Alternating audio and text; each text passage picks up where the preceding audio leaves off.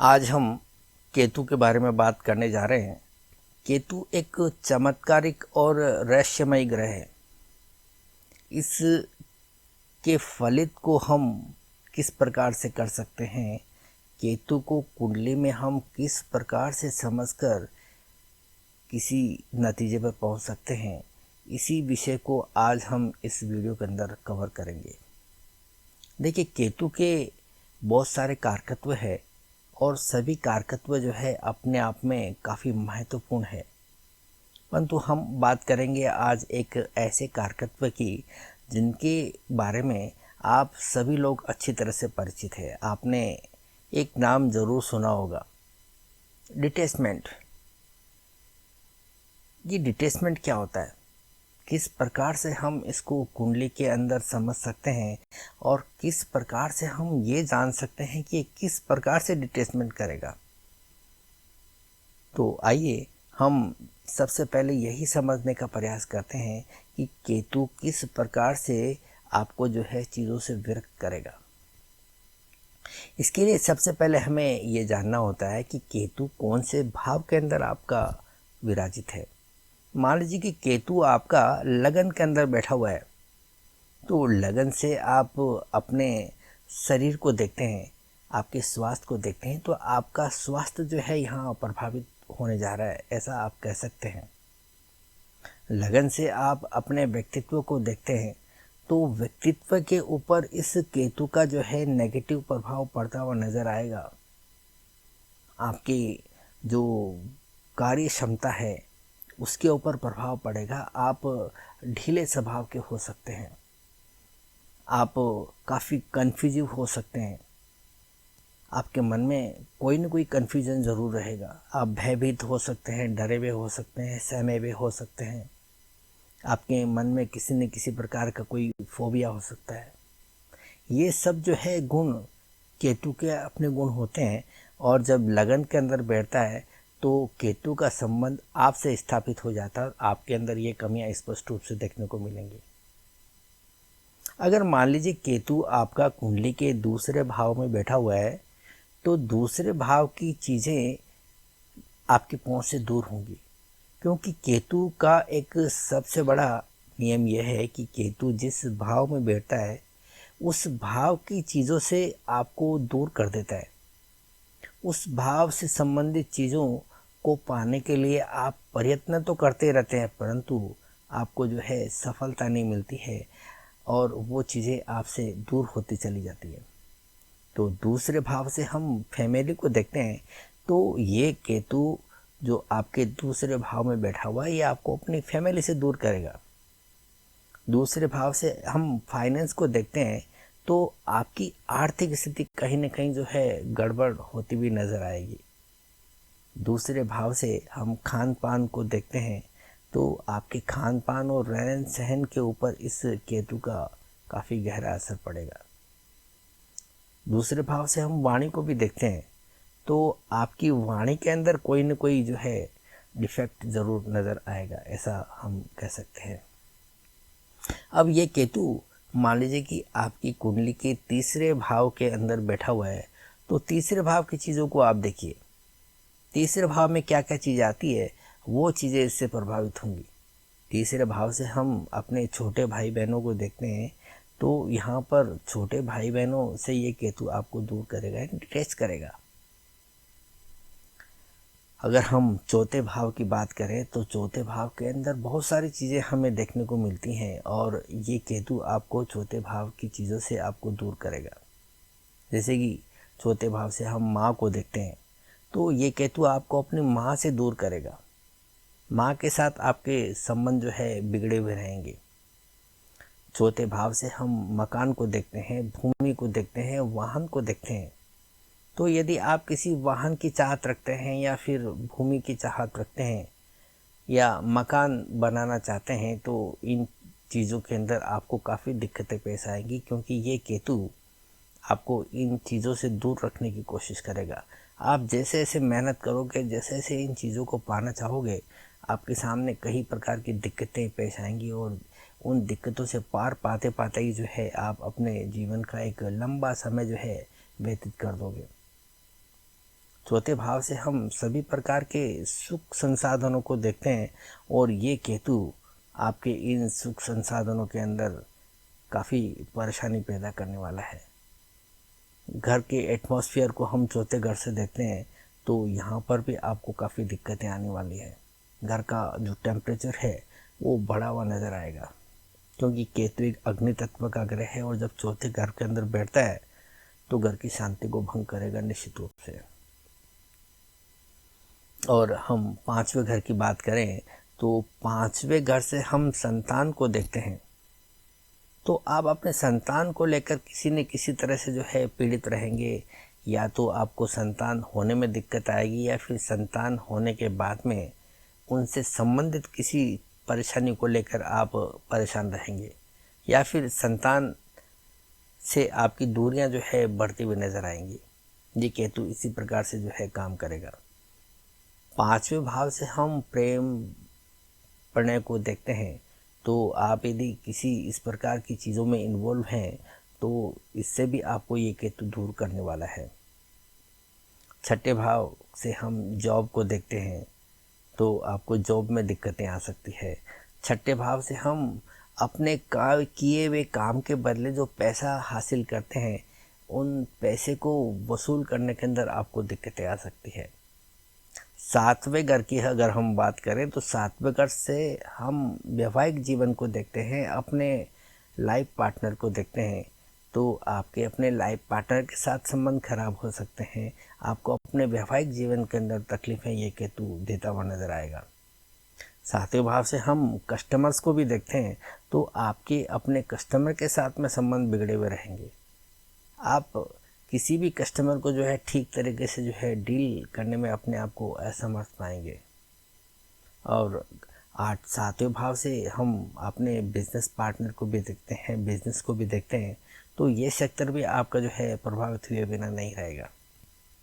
अब आते हैं हम आठवें भाव की ओर। आठवें भाव से हम सभी प्रकार के दुख तकलीफ़ों को, पीड़ाओं को देखते हैं, तो यहाँ पर ये केतु काफ़ी अच्छा काम करते हुए नज़र आएगा, क्योंकि ये केतु आपको पीड़ाओं से मुक्ति दिलाने का काम कर सकता है। आपकी पीड़ाओं को जो है ये संतुलित कर सकता है, आपकी मेंटलिटी इस प्रकार की कर सकती थी, जितनी पीड़ाएं हैं आने दो, कुछ फ़र्क नहीं पड़ता, लेट गो करने की जो है प्रवृत्ति आपके अंदर ये केतु देगा। आठवें घर से हम इन लॉज को देखते हैं, तो यहाँ पर इन लॉज से ये केतु आपको दूर कर सकता है, उनके साथ में आपके वाद विवाद पैदा कर सकता है।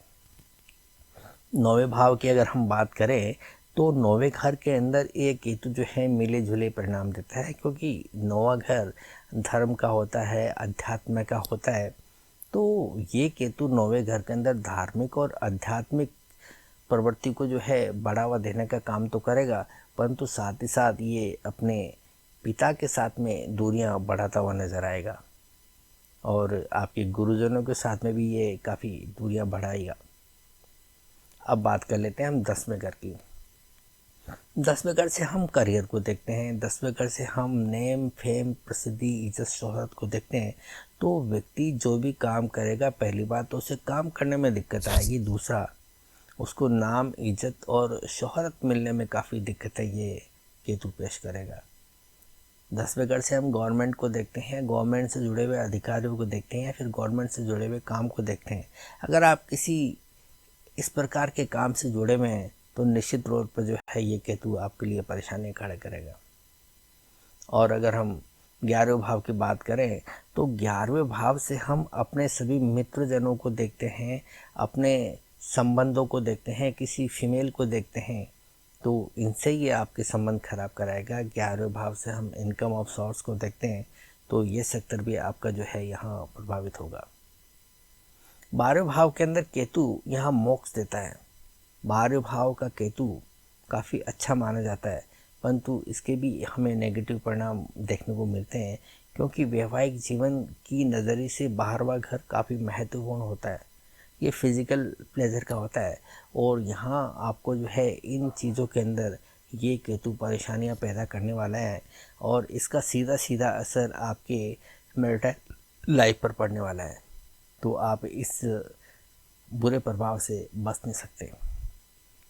तो ये तो हुई केतु की एक प्लेसमेंट की बात कि केतु 1 से लेकर 12 तक किसी भी भाव में बैठता है, तो इसका सीधा सीधा मतलब ये हुआ कि उस भाव से संबंधित जितनी भी चीज़ें आती है वो चीज़ें आपकी अप्रोच से दूर होंगी। आप उन्हें पाने के लिए प्रयास तो करेंगे, परंतु आपको प्रयासों में विफलता नहीं मिलेगी। आपको प्रयासों में विफलता मिलेगी क्योंकि वो चीज़ें जो है आपकी पहुंच से ये केतु दूर करेगा और आपको उन चीज़ों से डिटेच कर सकता है।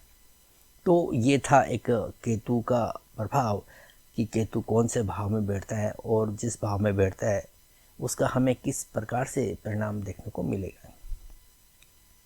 जिस प्रकार से हमने भावगत स्थिति को समझा, उसी प्रकार से हमें ग्रहों को भी समझना होगा, क्योंकि कोई भी ग्रह केतु के साथ अगर युति करता है तो उसका सीधा सीधा असर आपके जीवन पर पड़ने वाला है, ऐसा हम निश्चित रूप से कह सकते हैं। हर ग्रह के अपने अपने जो है कारकत्व होते हैं और कोई भी ग्रह आपके किसी भी रिलेशन को जो है संबंध रखता ही रखता है। जैसे कि मान लीजिए कि सूर्य है, सूर्य आपके पिता से संबंध रखता है और केतु के साथ में अगर सूर्य की युति होती है तो ये केतु आपको अपने पिता से दूर करेगा, पिता के साथ में मनमुटाव करेगा, पिता के साथ में वाद विवाद वाली जो है स्थितियां पैदा करेगा। आपके पिता के साथ में आपके संबंध निश्चित तौर पर खराब होने वाले हैं अगर आपका केतु सूर्य के साथ में है। कहने का मतलब है कि जिस किसी भी ग्रह के साथ ये केतु बैठा हुआ है और वो ग्रह जिस प्रकार के संबंधों को दर्शाता है, उन संबंधों के अंदर निश्चित रूप से जो है खटास पैदा होने वाली है, उन संबंधों के अंदर दूरियां पैदा होने वाली है, उन संबंधों से आपको ये केतु दूर करेगा। जैसे हमने सूर्य के साथ में देखा, सूर्य के साथ में युति होती तो पिता के साथ में दूर करेगा। ठीक इसी प्रकार से अगर हम चंद्रमा की बात करें तो चंद्रमा माँ का कारक होता है और चंद्रमा के साथ में केतु की युति होती है तो ये आपको अपनी माँ से दूर करेगा, माँ के साथ संबंधों को बिगाड़ेगा, माँ के स्वास्थ्य से संबंधित ये तकलीफ़ें दे सकता है, माँ को शारीरिक और मानसिक तकलीफ़ें दे सकता है। ठीक इसी प्रकार से अब हम बुध की बात करते हैं। बुध यहाँ पर छोटे बहन का कारक होता है, तो बुध के साथ में केतु की युति होती है तो ये आपके बहन के साथ संबंधों को काफ़ी बिगाड़ने की कोशिश करेगा। कोशिश क्या करेगा, बिगाड़ ही देगा। और ठीक इसी प्रकार से बुध जो है एक व्यापार का भी कारक होता है, तो आपके व्यापार में भी ये केतु काफ़ी परेशानियां पैदा करेगा। अब हम बात कर लेते हैं मंगल की। मंगल जो है छोटे भाई का कारक होता है और मंगल के साथ में अगर केतु की युति होती है तो ये आपके भाई के साथ में संबंधों को बिगाड़ेगा, उनसे व्यक्ति की जो है दूरियों को बढ़ाता हुआ नजर आएगा। अब हम बृहस्पति की बात करते हैं। बृहस्पति जो है वो संतान का कारक होता है और बृहस्पति और केतु की युति होती है तो ये संतान से दूर करेगा, संतान के साथ संबंधों को बिगाड़ेगा। बृहस्पति आपके गुरुजनों का भी कारक होता है तो गुरुजनों के साथ में संबंधों को बिगाड़ेगा। ठीक इसी प्रकार से शनि को अगर हम देखें तो शनि आपके नौकर चाकर को दर्शाता है कि आपके नौकर चाकर किस प्रकार के होंगे, उनसे आपको किस प्रकार का सहयोग मिलेगा, उनसे आपका तालमेल किस प्रकार का रहेगा। और केतु के साथ में जब शनि आ जाता है तो नौकर चाकर से काम करवाना या उनसे अच्छे संबंधों को बनाए रखना आपके लिए काफ़ी मुश्किल हो जाता है। और अगर आप किसी बिजनेस में हैं तो आपको इन चीज़ों की ज़रूरत पड़ती ही है, क्योंकि सभी काम आप खुद नहीं कर सकते, आपको जो है किसी न किसी की हेल्प की ज़रूरत पड़ती है। यहाँ पर ये केतु आपके नौकर चाकर के साथ में, आपके सेवक लोगों के साथ में आपके संबंध को जो है काफ़ी बिगाड़ेगा। आपका स्टाफ जो है आपको कभी उतना सपोर्ट नहीं कर पाएगा, आपके स्टाफ के साथ आपकी रिलेशन उतने मधुर नहीं रह सकते यदि केतु और शनि की युति देखने को मिलती है। अब हम बात कर लेते हैं शुक्र की। जैसा कि हम सभी को पता है कि शुक्र वैवाहिक जीवन का कारक होता है। शुक्र यदि मेल चार्ट है तो पत्नी का कारक होता है। ऐसे में यदि शुक्र और केतु की युति हो जाए तो निश्चित रूप से आपके वैवाहिक जीवन पर काफ़ी नेगेटिव असर पड़ने वाला है। आपकी पत्नी के साथ आपके संबंध खराब होने की संभावनाएं बनती है और पत्नी के साथ में दूरियां निश्चित रूप से बढ़ेंगी अगर ये केतु आपके शुक्र के साथ बना हुआ है। तो हमने देखा जिस ग्रह के साथ में ये शुक्र होता है वो ग्रह जिस संबंध को दर्शाता है उन संबंधों से ये केतु आपको दूर करने वाला है। हमने भावगत स्थिति को समझा, हमने ग्रहों के साथ में युति को देखा कि किस प्रकार से जो है युति का असर पड़ता है, किस प्रकार से जो है भावगत स्थिति का फर्क पड़ता है। और केतु दोनों स्थितियों के अंदर जो है डिटैचमेंट देता है। तो हमने डिटैचमेंट को जो है समझा, विरक्ति को हमने समझा। यहाँ पर हम इस विश्लेषण को और आगे बढ़ा सकते हैं। जैसे हमने देखा कि सूर्य यदि केतु के साथ में हो तो पिता के साथ में संबंध खराब होते हैं। परंतु ये संबंध क्यों खराब होंगे, उसका कारण क्या है, इन कारणों को भी अगर हम देखना चाहें तो हम इसे भी स्पष्ट कर सकते हैं। वो कैसे, आइए हम अब इसे समझने का प्रयास करते हैं। देखिए, हमने देखा कि केतु सूर्य के साथ में है तो पिता के साथ संबंधों को खराब करेगा। अगर केतु शुक्र के साथ में है तो आपकी पत्नी के साथ में आपके संबंधों को खराब करेगा। मान लीजिए कि आपका केतु शुक्र के साथ में है तो ये शुक्र यदि केतु के साथ लगन में बैठा हुआ है तो इसका मतलब क्या हुआ? इसका मतलब ये हुआ कि आपकी पत्नी के साथ में जो आपके संबंध खराब होंगे उसका सबसे महत्वपूर्ण कारण जो है आप खुद रहेंगे। इसके लिए आप खुद जिम्मेदार होंगे, कोई दूसरा इसके जिम्मेदार नहीं होगा। कारण क्या है कि केतु के साथ में शुक्र है। इससे इतना तो पता चल गया कि आपकी पत्नी के साथ में आपके रिलेशन जो है उतने अच्छे नहीं रहने वाले हैं। आप दोनों के बीच में बॉन्डिंग उतनी अच्छी रहने वाली नहीं है, क्योंकि केतु जो है आपके वैवाहिक जीवन से आपको डिटैच करने जा रहा है। और ये संबंध बन रहा है कुंडली के लगन के अंदर। और लगन से आप क्या देखते हैं? आप अपने स्वयं को देखते हैं, आपके व्यक्तित्व को देखते हैं, आपके चाल चलन को देखते हैं। तो यहाँ लगन के अंदर केतु और शुक्र की युति बनती है तो इसका मतलब ये हुआ कि आपका व्यवहार कुछ ऐसा रहेगा, आपके तौर तरीके कुछ ऐसे रहेंगे, आपके चाल चलन कुछ ऐसे रहेंगे जिसकी वजह से आपकी पत्नी के साथ में आपके संबंध खराब होने जा रहे हैं। तो इसका सीधा सा तरीका है कि आप अपने व्यवहार को सुधारिए ताकि जो है आप अपने वैवाहिक जीवन को बचा सकें।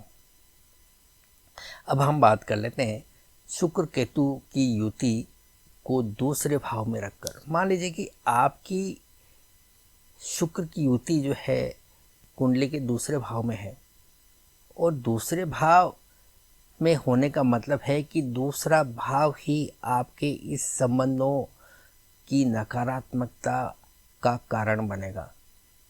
दूसरे भाव से हम क्या देखते हैं? फैमिली को देखते हैं।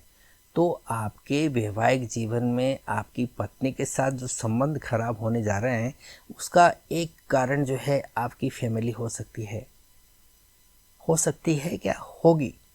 और अगर हम फाइनेंस की बात करें तो इसमें आपकी आर्थिक स्थिति भी जो है यहाँ काफ़ी प्रभावित कर सकती है आपके रिलेशनशिप को, आपकी वैवाहिक जीवन को। आपके पत्नी के साथ में आपके संबंध इस वजह से भी खराब हो सकते हैं। दूसरे भाव से हम वाणी को भी देखते हैं। तो आपकी वाणी का कंट्रोल में नहीं होना भी आपके वैवाहिक जीवन पर असर डाल सकता है। दूसरे भाव से हम खान पान को देखते हैं, अपने रहन सहन को देखते हैं। तो आपका खान पान किस प्रकार का है इसका भी कुछ नेगेटिव असर आपके वैवाहिक जीवन पर पड़ सकता है। हो सकता है कि आपके खाने पीने का तरीका आपके पत्नी को उतना पसंद नहीं आए और फिर आपके जो है वाद विवाद यहीं से शुरुआत हो सकते हैं। उसके अंदर फैमिली का भी असर पड़ सकता है, वाणी का भी असर पड़ सकता है, आर्थिक स्थिति का भी जो है असर पड़ सकता है। इनमें से किसी भी चीज़ को आप नकार नहीं सकते, क्योंकि आपका केतु दूसरे घर के अंदर शुक्र को लेके बैठा हुआ है। अब हम बात कर लेते हैं तीसरे घर की।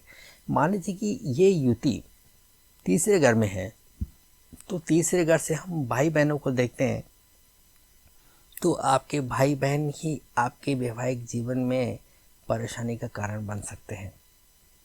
तीसरे भाव से हम हॉबीज़ को देखते हैं, तो हो सकता है कि आपकी पत्नी की कुछ हॉबीज़ ऐसी हो, उसकी वजह से जो है आप नाराज़ हों, या आपकी जो है पत्नी के साथ में आपके संबंध खराब हो सकते हैं।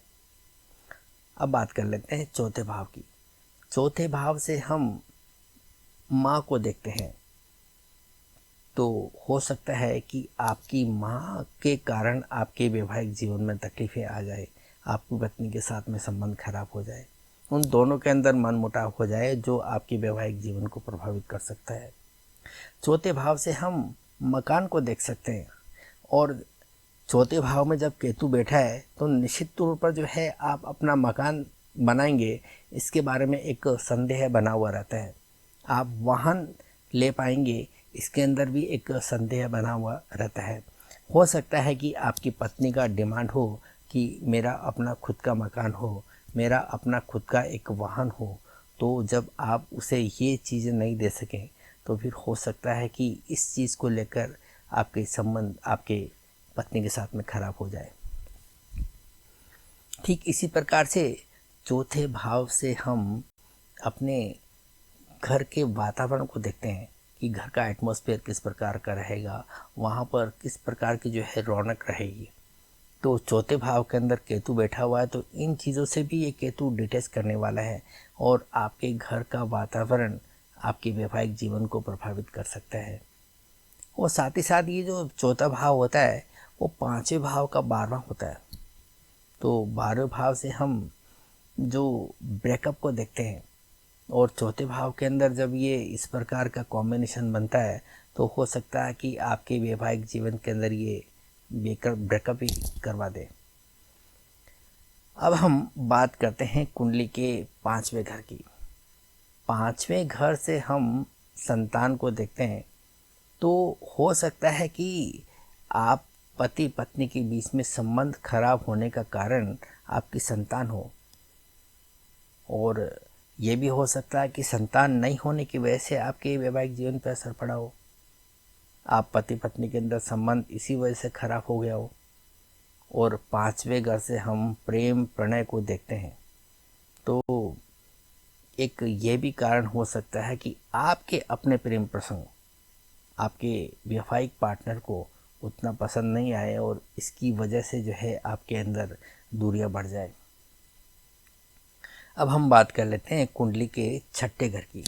6ठे घर में अगर इस प्रकार का कॉम्बिनेशन बनता है शुक्र और केतु का, तो जॉब एक कारण बन सकती है। आपकी पत्नी की जॉब के कारण ऐसी परेशानियां हो सकती है कि हो सकता है कि आप ये चाहें कि आपकी पत्नी जॉब नहीं करे, या फिर हो सकता है कि आपकी जॉब को लेकर आपकी पत्नी परेशान हो सकती है, और आप दोनों के बीच में एक अंडरस्टैंडिंग की कमी आ सकती है, और ये एक समस्या बन सकती है। अब हम बात कर लेते हैं कुंडली के 7वें घर में इस युति की। मान लीजिए कि 7वें घर में युति है, तो निश्चित तौर पर जो है आपके वैवाहिक जीवन को प्रभावित करने वाली जितनी चीज़ें हैं, उनके कारण ये आपके संबंध खराब हो सकते हैं। और 8वें घर की अगर हम बात करें, तो 8वें घर में अगर शुक्र और केतु की युति देखने को मिलती है, तो निश्चित तौर पर जो है इसका कारण आपके इन लॉज बनेंगे। आपके इन लॉज के काम करने का तरीका, बातचीत करने का तरीका, या फिर जो है उनके डील करने का तरीका हो सकता है कि आपको पसंद ना आए, और ये वैवाहिक जीवन के ऊपर एक खतरा बन जाए। अगर 9वें भाव के अंदर शुक्र और केतु की युति बनती है, तो वैवाहिक जीवन को बिगाड़ने के अंदर आपके पिता का एक महत्वपूर्ण रोल हो सकता है। ठीक इसी प्रकार से अगर 10वें घर में ये युति होती है, तो आपका करियर इसके लिए जो है जिम्मेदार हो सकता है। और अगर 11वें भाव में ये युति होती है तो इसका कारण आपके मित्रगण हो सकते हैं या फिर किसी फीमेल का भी इसके अंदर योगदान हो सकता है, क्योंकि 11वें घर से हम फीमेल को भी देखते हैं, वो फीमेल जिससे आपको सहयोग मिलता है। तो किसी फीमेल के कारण भी आपके वैवाहिक जीवन पर असर पड़ सकता है। और 11वें घर से हम इनकम ऑफ सोर्स को देखते हैं, तो ये भी एक महत्वपूर्ण वजह बन सकती है। और अगर हम 12वें घर की बात करें तो 12वें घर से हम ये फिजिकल प्लेजर को देखते हैं, तो ये इसका अभाव होना आपके वैवाहिक जीवन को असर कर सकता है और आपकी पत्नी के साथ में आपके संबंध खराब हो सकते हैं। तो इस प्रकार से हमने देखा कि अगर किसी रिलेशन के अंदर खराबी आती है इस केतु के कारण, तो उसका कारण क्या रहेगा, उस कारण को भी हमने समझने का प्रयास किया। तो इस प्रकार से एक पूरा कॉम्बिनेशन बन जाता है कि केतु जिस भाव में होता है उस भाव से डिटेच करवाता, जिस ग्रह के साथ में होता है उन संबंधों से डिटेच करवाता। और ये जो संबंध है केतु के साथ में दूसरे घरों का, वो जिस भाव में बनता है वो भाव उस संबंधों में खराबी का जो है एक महत्वपूर्ण कारण बनता है। और उस कारण को पकड़कर आप जो है चीज़ों को समझ सकते हैं कि जो परेशानी आई है, जो खराबी आई है, वो किस कारण से आई है। तो इसको आप जो है इस प्रकार से समझ सकते हैं। अब इसके अंदर आप और भी ज़्यादा विविधता लेके आना चाहें या और भी ज़्यादा सूक्ष्मता से इसको देखना चाहें, तो फिर इसके अंदर आप राशि का इन्वॉल्वमेंट भी कर सकते हैं, क्योंकि राशि जो है किसी भी चीज़ को और ज़्यादा स्पष्ट करते हुए नज़र आती है। मान लीजिए कि हम शुक्र और केतु की युति को कुंडली के चौथे भाव में देखते हैं, तो इसका सीधा सा मतलब है कि आपके वैवाहिक जीवन के ऊपर जो असर पड़ने जा रहा है या आपके वैवाहिक पार्टनर के साथ में आपके जो संबंध खराब होने जा रहे हैं या जिनसे आपकी दूरियां बढ़ती जा रही है, उनका एक जो है महत्वपूर्ण कारण आपकी माँ का रहेगा, या फिर आपकी जो है मकान का रह सकता है, या फिर आपके वाहन का, या फिर घर के एटमॉस्फेयर का हो सकता है। अब इसके अंदर मान लीजिए कि यहाँ लगन के अंदर आपको मेष राशि दिखाई दे रही है, तो यहाँ मेष राशि को आप ज़रा ध्यान से समझिए। मेष राशि जो होती है वो काल पुरुष की कुंडली के अंदर 1 नंबर की राशि होती है, और 1 नंबर की राशि यानी कि व्यक्ति खुद, लगन। तो यहाँ पर आप जो है अपने आप से जोड़कर जो है इसको देख सकते हैं। आपकी माँ की वजह से आपके पत्नी के साथ आपके संबंध खराब होंगे, ऐसा हम इसलिए कहेंगे क्योंकि केतु की साथ शुक्र की युति कुंडली के चौथे भाव में होती है, और चौथे भाव से हम माँ को देखते हैं। पर यहाँ पे अब मेष राशि भी शामिल हो गई है। मेष राशि के शामिल होने का मतलब इसके अंदर आपका भी इन्वॉल्वमेंट हो गया है। अब आप इसको कंबाइन करके देखेंगे तो आप इस प्रकार से कह सकते हैं कि आपकी पत्नी के और आपकी माँ के जब भी डिस्प्यूट्स होंगे तो उसके अंदर आपकी पत्नी का ये आरोप हो सकता है कि आप अपनी माँ का ज़्यादा साथ दे रहे हैं, आपकी माँ और आप दोनों मिलकर जो है उसको तकलीफ़ दे रहे हैं, ऐसा उसका जो है सोचना हो सकता है। और इसी कारण से जो है आपके अंदर दूरियां पैदा हो सकती है। अब यहाँ पर मेष राशि के जो है आप दूसरे कारकत्वों को भी समझ सकते हैं। मेष राशि यहाँ मंगल की राशि है, और मंगल जो है काफ़ी ऊर्जावान ग्रह है, ताकतवर ग्रह है, और काफ़ी एग्रेशन को दर्शाने वाला ग्रह है। और जब मंगल की उपस्थिति चौथे घर में होती है केतु और शुक्र के साथ में, तो हमें यह पता है कि चौथे घर से हम घर के वातावरण को देखते हैं।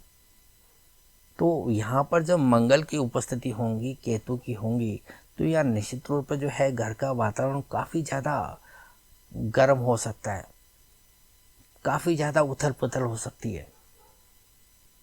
तो ये घर का वातावरण जो है आपके वैवाहिक जीवन को निश्चित तौर पर जो है फर्क डालने वाला है, और आप इसको एक कारण मान सकते हैं, बहुत महत्वपूर्ण कारण। मंगल और केतु का जब कॉम्बिनेशन बनता है, क्योंकि मेष राशि आपके चौथे घर के अंदर है और मेष राशि यानी कि मंगल, और मंगल के साथ में केतु हो गया, तो वो जो यहाँ पर एक माहौल बनता है, वो यहाँ पर एक ये डोमेस्टिक वो वायलेंस का भी केस बनता है, मारपीट का केस बन सकता है। तो इसकी वजह से भी जो है आपके वैवाहिक जीवन पर असर पड़ता हुआ नज़र आता है। तो इस प्रकार से आप राशि को इन्वॉल्व करके इन चीज़ों को और ज़्यादा क्लियर कर सकते हैं। अगर यहाँ पर मान लीजिए कि चौथे घर के अंदर मेष राशि ना होकर वृषभ राशि हो, तो यहाँ पर आप क्या कहेंगे? आप इसको इस प्रकार से कह सकते हैं कि आपकी माँ को आपके परिवार वाले जो है ज़्यादा कान भरेंगे और उसकी वजह से जो है आपके रिलेशनशिप के अंदर फ़र्क नज़र आएगा। आपने देखा कि किस प्रकार से केतु चीज़ों से व्यक्ति को जो है डिटैच करता है, और कुंडली में हम इस डिटैचमेंट को किस प्रकार से जो है पढ़ सकते हैं। हम भावगत स्थिति को भी समझ सकते हैं कि किस प्रकार से भाव से संबंधित चीज़ों को ये व्यक्ति से दूर करता है और किस प्रकार से ये संबंधों के अंदर बिगाड़ा कर सकता है, वो भी हमने समझा। और हमने ये भी देखा कि इनके पीछे के कारण को हम किस प्रकार से समझ सकते हैं, वो हमने इस केतु के साथ में किसी ग्रह की युति को भाव में रख कर देखा और फिर हमने उसके कारण को समझने का प्रयास किया, और साथ ही साथ हमने इसके अंदर राशि को भी इन्वॉल्वमेंट करके इसके विस्तृत स्वरूप को समझने का प्रयास किया कि वो कारण के अंदर और ज़्यादा हम गहराई के अंदर किस प्रकार से जाकर इसका अध्ययन कर सकते हैं। तो ये था एक डिटैचमेंट को समझने का तरीका कि केतु हमारे जीवन को किस प्रकार से प्रभावित कर सकता है। पर बहुत बार ऐसा होता है कि आप किसी के बर्थ चार्ट में इस प्रकार की स्थिति को जब वर्णन करेंगे तो हो सकता है कि सामने वाला इससे इनकार कर दे कि नहीं, मेरे साथ तो ऐसा कुछ अभी फ़िलहाल हो नहीं रहा है। तो इसको समझने के लिए हमें दशाओं को समझना होगा कि ये कब और किस प्रकार से जो है हो सकता है। तो यहाँ पर देखिए, केतु ग्रह जिस ग्रह के साथ में युति बनाए हुए है, तो हम कहेंगे कि उस ग्रह के साथ में जो है जो संबंध जुड़े हुए हैं उन संबंधों के साथ में बिगाड़ा करेगा। जैसा कि हमने इस उदाहरण में समझा कि शुक्र और केतु की युति है, तो इसका मतलब आपके पत्नी के साथ में आपके संबंध खराब होंगे, आपका वैवाहिक जीवन जो है ये केतु खराब करने वाला है। पर ये कब होगा, तो इसके अंदर हमें कुछ चीज़ों पर ध्यान रखना पड़ता है। यहाँ पर दो किरदार सामने आ रहे हैं, एक केतु और एक शुक्र।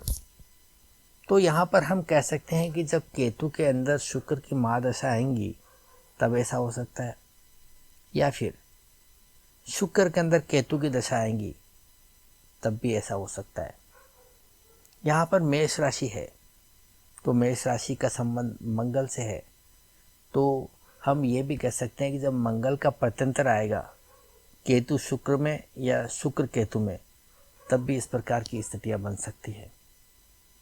अब इसके अंदर हम दृष्टि को भी ले सकते हैं। मान लीजिए कि आपकी कुंडली के अंदर मंगल लगन के अंदर बैठकर चौथे घर को दृष्टि दे रहा है और ये युति चौथे घर के अंदर बन रही है, तो मंगल का भी इसके अंदर इन्वॉल्वमेंट हो गया। मान लीजिए मंगल 10वें घर में है, तो वो 7वीं दृष्टि जो है इस चौथे घर में बैठे हुए शुक्र केतु को देगा, तब भी आपका मंगल का इन्वॉल्वमेंट हो गया। तो जब किसी मैलेफिक की दृष्टि इस भाव पर आती है और इस भाव को और ज़्यादा नुकसान पहुंचाती है, तो हम उस ग्रह को भी ध्यान में रखते हैं।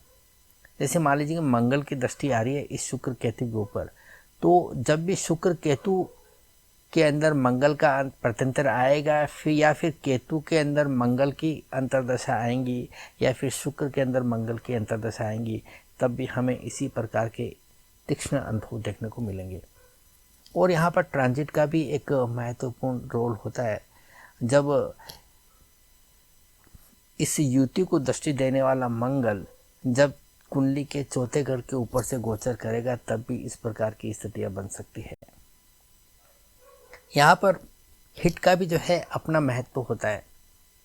जब कोई भी मेलेफिक इस युति को हिट करेगा, यानी कि 90 डिग्री के आस्पेक्ट देगा या फिर 180 डिग्री के आस्पेक्ट देगा, तो ये एक नेगेटिव हिट हो गया। मान लीजिए कि शनि है, शनि कुंडली के अंदर चौथे भाव के अंदर बैठकर 90 डिग्री की हिट इस केतु और शुक्र की युति को दे रहा है। तो इसका मतलब शनि भी जो है इस कॉम्बिनेशन के अंदर एक किरदार हो गया। तो शनि का भी जब इन्वॉल्वमेंट बढ़ जाता है तो ये शनि जब गोचर के अंदर इस युति के ऊपर से गोचर करेगा तब इस प्रकार के नेगेटिव परिणाम देखने को मिल सकते हैं। शनि जब गोचर के अंदर 90 डिग्री के ऊपर रहेगा या 180 डिग्री के ऊपर रहेगा तब भी इस प्रकार के हमें नकारात्मक परिणाम देखने को मिल सकते हैं। शनि जब केतु के अंदर केतु की महादशा में अंतर्दशा लॉर्ड बनेगा या फिर परतंत्र दशा लॉर्ड बनेगा या फिर शुक्र के अंदर अंतर्दशा लॉर्ड बनेगा या परतंत्र दशा लॉर्ड बनेगा तब भी हम इस प्रकार की स्थिति को देख सकते हैं। तो इस प्रकार से आप जो है महादशा अंतर्दशा में इन ग्रहों को जब आप देखें तो वो समय आपके लिए काफ़ी नकारात्मक हो सकता है। इस बात को ध्यान में रखकर आप प्रेडिक्शन करेंगे तो आप जो है काफ़ी सटीक प्रेडिक्शन कर पाएंगे। ये तो हुई केतु से संबंधित कुछ नकारात्मक बातें कि केतु यदि कुंडली में किसी घर में बैठता है या फिर किसी ग्रह के साथ में युति करता है तो फिर हमें किस प्रकार का वो डिटैचमेंट दे सकता है। परंतु अब अगर हम रेमेडीज़ की बात करें कि हम इनसे बच किस प्रकार से सकते हैं, तो ज्योतिष के अंदर एक सबसे बड़ा नियम होता है कि जो ग्रह आपके जीवन के अंदर सबसे ज़्यादा बिगाड़ा करता है या जो ग्रह आपके जीवन में सबसे ज़्यादा परेशानियां खड़ी करता है, आप अगर उस ग्रह से मिलकर अगर काम करना शुरू कर दें तो फिर आपके जीवन में परेशानियां निश्चित रूप से जो है कम होती हुई नज़र आएंगी। जैसे मान लीजिए कि एक व्यक्ति है जो बहुत ही सरल और सीधे स्वभाव का है, वो यदि 4 ऐसे लोगों के बीच में बैठ जाए जो कि बहुत ही बदमाश प्रवृत्ति के हैं, अगर वो सीधा आदमी उन बदमाश लोगों को अगर ये कहे कि भाई आपको जो है नैतिक तरीक़ों से जो है चलना चाहिए, सही तरीके से काम करना चाहिए, अपने व्यवहार को सुधारना चाहिए और सबसे जो है मिलजुल कर काम करना चाहिए, सबका सहयोग करना चाहिए, तो क्या वो बदमाश लोग उस व्यक्ति की बात मानेंगे? उसे डरा धमका कर जो है चुप करा देंगे और उसे मारपीट भी जो है वो लोग कर सकते हैं और उसको नुकसान भी निश्चित रूप से ही वो पहुंचाएंगे। परंतु अगर वो व्यक्ति उन्हीं लोगों के साथ में मिलजुल कर कहे कि भाई जो तुम काम कर रहे हो ना उसके अंदर जो है आप है ना इस तरीके से अगर काम करोगे तो आपको जो है फ़ायदा भी ज़्यादा होगा और आपको जो है परेशानियाँ भी कम होंगी, चलो मैं भी आपके साथ में मिलकर काम करता हूँ, तो क्या होगा? वही बदमाश लोग जो उसको नुकसान पहुंचा रहे थे वही उसका जो है सपोर्ट करना शुरू कर देंगे और उसे जो है अपना जैसा मानकर उसके साथ में बड़ी हंसी खुशी के साथ में जो है समय बिताने लगेंगे, तो उसकी परेशानियां जो है निश्चित रूप से जो है कम हो जाएगी। यही बात जो है ग्रहों पर लागू होती है। जो ग्रह आपके जीवन के अंदर नुकसान पहुंचाने जा रहा है आप उसी ग्रह को जो है सुधार लीजिए या उस ग्रह के अनुसार आप चलना शुरू कर दीजिए, क्योंकि ग्रह तो बदलने वाला नहीं है, उसकी अपनी एक प्रवृत्ति है, वो अपनी प्रवृत्ति के अनुसार ही जो है काम करता हुआ नज़र आएगा, उसकी एनर्जी आपके जीवन में उसी तरह से जो है काम करती हुई नज़र आएंगी। परंतु आप अपने आप को बदल सकते हो, अपने रवैये को बदल सकते हो। तो जैसा कि हमने बात किया कि केतु और शुक्र की युति कुंडली के चौथे भाव में हो रही है, तो इसके अंदर जो है विक्टिम कौन है? आपकी पत्नी, क्योंकि शुक्र से आप अपनी पत्नी को देखते हैं। यदि आपकी पत्नी धर्म और अध्यात्म के प्रति जो है रुझान बढ़ा दे, यदि वो योग क्रियाओं के अंदर जो है ज़्यादा इन्वॉल्वमेंट दर्शाने लग जाए या केतु से संबंधित जो कार्य हैं उनके अंदर दिलचस्पी दिखानी शुरू कर दे तो क्या होगा? ये केतु जो है नुकसान पहुंचाना बंद कर देगा और आपके वैवाहिक जीवन के अंदर एक निरंतरता जो है बनी हुई रहेगी। यहाँ पर जो है आपकी पत्नी का स्वभाव में बदलाव एक बड़ी समस्या को जो है दूर कर सकता है। तो इस प्रकार से जो है आप एक केतु का सरल और सुगम उपाय कर सकते हैं, जो कि बहुत व्यवहारिक भी है और काफ़ी प्रैक्टिकल भी नज़र आता है। इसके अलावा ग्रहों की डिग्री आधारित संबंधों के आधार पर भी हम इस युति को ट्रीट कर सकते हैं। इस युति के अंदर हमें दो किरदार स्पष्ट रूप से नज़र आ रहे हैं, एक केतु और एक शुक्र। यहाँ पर शुक्र जो है विक्टिम के रूप में नज़र आ रहा है और केतु जो है यहाँ पर शुक्र को प्रभावित कर रहा है। तो अब अगर इस स्थिति के अंदर हम शुक्र को यहाँ से निकाल कर कुछ ऐसी जगह पे यहाँ फिट कर दें तो फिर क्या होगा? अगर हम डिग्री आधारित संबंधों की बात करें तो दो ग्रहों के बीच में जब 120 डिग्री का संबंध बन जाता है तो फिर उसे हम नव पंचम योग कहते हैं या फिर उसे हम ट्राइन भी कह सकते हैं। और ये कुंडली का एक सबसे ज़्यादा सपोर्ट करने वाला सबसे सकारात्मक योग होता है। इस योग के अंदर दो ग्रह आपस में एक दूसरे को भरपूर समर्थन करते हैं। तो यहाँ पर ट्राइन कैसे बनेगा? यदि हम शुक्र को चौथे घर से निकालकर आठवें घर के अंदर लेकर जाएं, आप कहेंगे कि आठवां घर तो नेगेटिव है, यहाँ तो पीड़ा को दर्शाने वाला भाव है, तो फिर यहाँ तो शुक्र की स्थिति और ज़्यादा नाजुक बन जाएगी। पर ऐसा नहीं होता। यहाँ पर हम सिर्फ एक संबंधों को बैलेंस कर रहे हैं। तो अगर हम शुक्र को कुंडली के 8वें भाव में लेकर चला जाए और दोनों के बीच में यदि 120 डिग्री का संबंध बनता है डिग्री आधारित, तो क्या होगा कि ये केतु है इस शुक्र को सपोर्ट करने लगेगा। जो वैवाहिक जीवन आपका खराब हो रहा था वही केतु इस शुक्र को जो है शुभ प्रभाव देकर इसको जो है सम्मानित करेगा, इसे और ज़्यादा जो है अच्छा करने का प्रयास करेगा, सपोर्ट करने का प्रयास करेगा। अब सवाल ये होता है कि हम ऐसा कैसे कर सकते हैं? इसे हम दो तरीके से कर सकते हैं। 8वें भाव को हम बॉडी के अंदर देखेंगे। बॉडी के अंदर 8वां भाव कहाँ पे आता है? उस जगह पर आप शुक्र से संबंधित जड़ी बूटी का लेप कर सकते हैं या फिर शुक्र के किसी कलर का आप जो है इस्तेमाल कर सकते हैं या फिर शुक्र के किसी धातु को घिसकर उसका लेप आप कर सकते हैं। ये तो हुआ एक तरीका। दूसरा तरीका ये है कि आपको देखना है कि आपके घर के अंदर 8वां भाव कहाँ पे आ रहा है।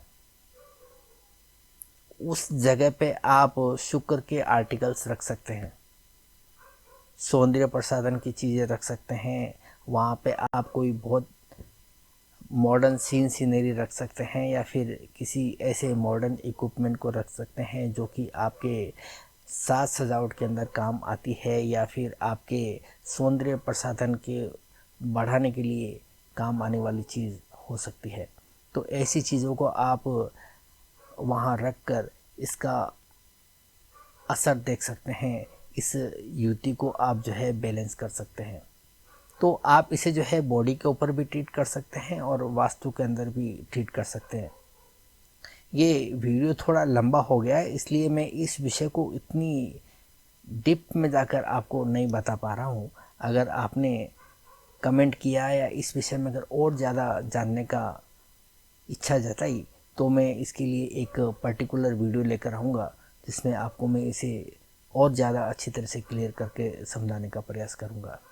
परंतु आज के लिए मैं इस वीडियो को यहीं तक सीमित रखना चाहूँगा और मिलेंगे अगले वीडियो में किसी और नई जानकारी के साथ में।